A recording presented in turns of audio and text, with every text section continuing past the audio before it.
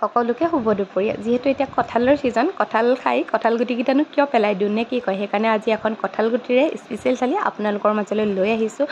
যিহেতু মই এখন আছামিজ লাঞ্চ থালিৰ এটা ছিৰিজ লৈ আহিছিলোঁ 15 ডেইজৰ, কিন্তু মই দুৰ্ভাগ্যবশতঃ কিছুমান কাৰণত দিয়াটো মোৰ লেট হৈছে। সেইকাৰণে আজি মই আজিৰ পৰা আৰম্ভ কৰিছোঁ।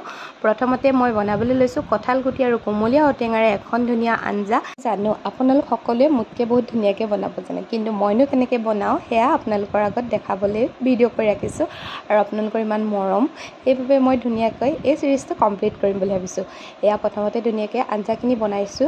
তাত অকণমান সিজাৰ পিছতে ঔটেঙা দিলোঁ, অকণমান গৰম পানী দিছোঁ যাতে কোমলীয়া ঔটেঙাখিনি ধুনীয়াকৈ সিজি এটা ধুনীয়া টেক্সচাৰ হয়। সেইবাবে আপোনালোকে এইফালে মই এখন গৰম কেৰাহীত কঁঠাল গুটি অলপ পুৰি লৈছোঁ।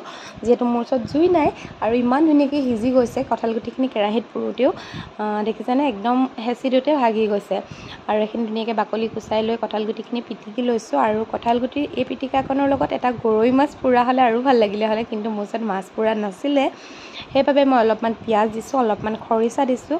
এই পিটিকাবিধ মোৰ মায়ে বহুত বনাই কঁঠাল গুটিৰ ছিজনত খুব বেছি ভাল লাগে। অকণমান নিমখ আৰু তাতে মই অকণমান দিছোঁ জলকীয়া। আপোনালোকে জলকীয়া নাখালে জলকীয়াটো স্কিপ কৰিব পাৰে। আৰু এইফালে দাইলখন বনাইছিলোঁ গোল নেমু দি পিনি, কঁঠাল গুটিৰে মচুৰ দালি এখন দাইল। যিহেতু মই দাইলখিনি প্ৰায় বইলেই খাওঁ, সেইকাৰণে হালধি নিমখ কুকাৰতে দি পিনি বইল কৰি ল'লোঁ। আৰু তাতে গোল নেমুখিনি ধুনীয়াকৈ দিছোঁ। দেখিছেনে গোল নেমু দিয়াৰ মোৰ টেকনিকটো। আৰু গুটি ধেৰ থাকে কাৰণে চাকনিত চাকি দিছোঁ। আৰু এইফালে মোৰ আজি দুপৰীয়া ভাত সাজ ধুনীয়াকৈ ৰেডি হ'ল। কঁঠাল গুটিৰ পিটিকা, ঔটেঙাৰ লগত কঁঠাল গুটিৰ তৰকাৰী, মাছ ফ্ৰাই, দাইল। খাবলৈ খুব সুন্দৰ হৈছিলে ৰাইজ।